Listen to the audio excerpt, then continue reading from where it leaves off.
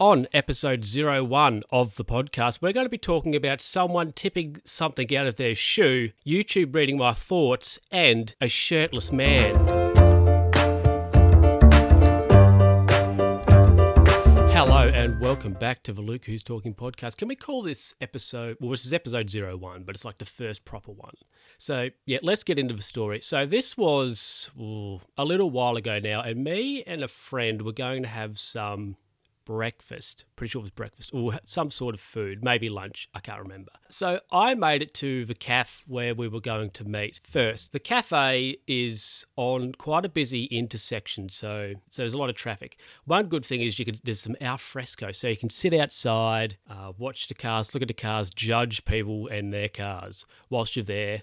Eating outside, or in my case, waiting. So I was sitting outside this cafe, waiting for my friend. So one of the cars that pulled up at the lights was a clapped out vehicle, like whatever it was, Commodore, or might have been a Toyota, or whatever it was. It was just a heap. And it pulled up, and there was two, I think using the term ladies, might be a bit of a stretch, but there was two women in the car. There was two women in the car, and the passenger they wound their window down. The car stopped at the light, so they wound down their window, produced their shoe or Ugg boot, and had it upside down, tipping out stuff that was in their shoe, I don't know what it was. There must have been some rocks or something in this shoe, and this lady's there. I said lady, but this person's there shaking their shoe around and banging it on the side of the car to get the junk out. Get the junk out of it.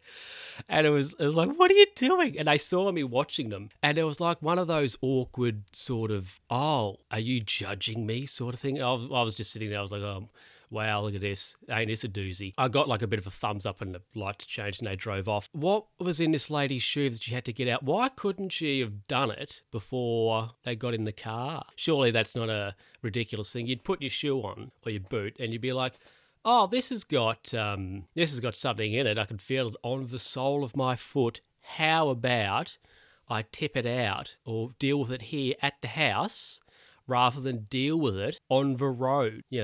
I suppose at least she wasn't driving the car. She was a passenger, and they did do it somewhat safely whilst at the lights. There's some positives there. For sure. But it was just a bizarre thing to see, that's for sure. Anyway, on a side note, my friend eventually did come. We had whatever we had. I'm sure it was delicious, but I can't remember. But I can remember these people stopping at the lights and tipping whatever it was out of their shoe. Everybody loves Google, don't they? Because, I guess if Google don't know it, it ain't worth knowing. And you're not going to go and ask your friend Bing or Yahoo something, are you? Because Google's your go-to. Google don't know it, you don't care. You're like, nah, I won't bother going on Yahoo or Ask Jeeves. Is it even still a thing? Good old Ask Jeeves. I digress. So Google knows my thoughts.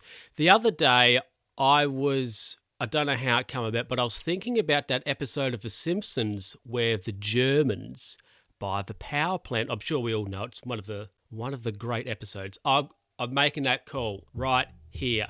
That is one of the great Simpsons episodes. Anywho, I was just thinking about that, reminiscing about that episode. And I got onto YouTube the next day or whenever it was.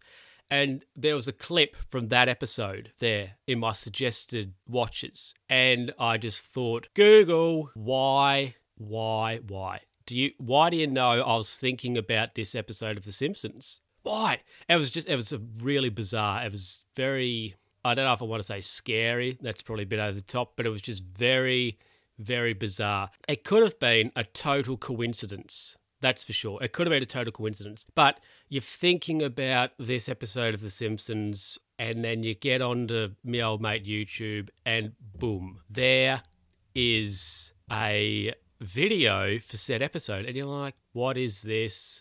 What is this? I wonder if I went on to Daily Motion. They have videos on there, don't they? Yeah. I wonder if I went on there if they would have had, suggested video for Germans buy the power plant at the Springfield power plant. Oh, we know what you're thinking. That wouldn't have happened. Let's be honest. You might be thinking, oh, well, you probably just Googled this episode and Google's like, oh, yeah, we'll put some stuff over on YouTube so when he hops on there next, he can watch this episode or bits of it. No, I didn't. At least I don't think I did. I may have Googled some bits of that episode, but I cannot recall doing so. So that's very bizarre. I don't know what to say about that. I guess it's just a total coincidence, but is it really? What do they know? I wish I had a conspiracy corner, but I'm not advanced yet. Now it's time for the story that you've all been waiting for. The Shirtless Man. It's not that exciting. So I was at the complex where our Target is, because I wanted to go into Target and have a geezer at, I don't know, something, obviously. I went into the complex and I thought, before I go into Target, I might go and use the facilities. So I made my way to the gents. Anyway, so I opened the door and there, in front of the hand basin, was a man, probably early 20s, I would guess. He was old enough to have a beard. And he had no shirt on. So I saw that and then sort of deviated and went into the cubicle and locked myself in there and waited until he was gone. So that's something I obviously wasn't expecting to see when I was going to use the facilities. So imagine if poor cleaning lady Cheryl was, going in there to clean and she saw this guy with no shirt on. She would have fainted, and I would have had to have got the smelling salts out, or somebody would have had to have got the smelling salts out and be like, come on Cheryl, and got around. Like if you're going to be shirtless in a public convenience, you could at least go in a cubicle and do it. Maybe there wasn't one free, but come on, wait until there is one. Go in there and do whatever you got to do.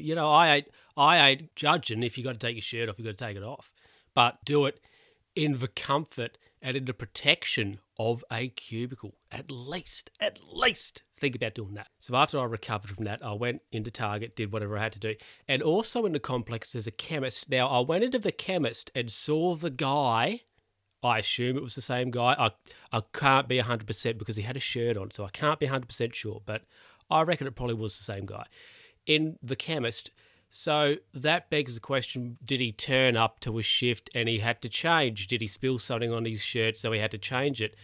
I guess if you're turning up to work and you're not, in your kit, do it before you get to work. Like, get to work with your gear on. That's what I do.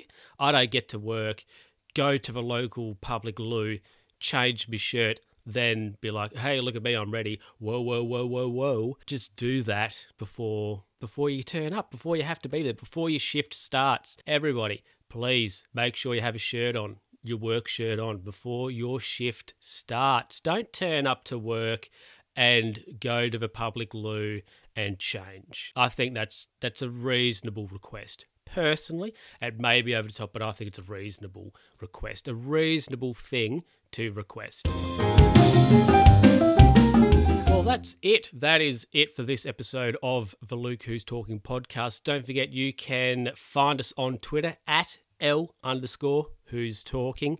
You can email me at lukewho'stalkingpod@gmail.com. That's an absolute mouthful, that email. And we're on Facebook as well. And I am working on getting some stuff together so the episodes will be on YouTube. So that's coming, but also so is Christmas. And we'll have another episode out in a couple of weeks. So we're going to the fortnightly release schedule now. Anywho, I will catch you next time. Bye.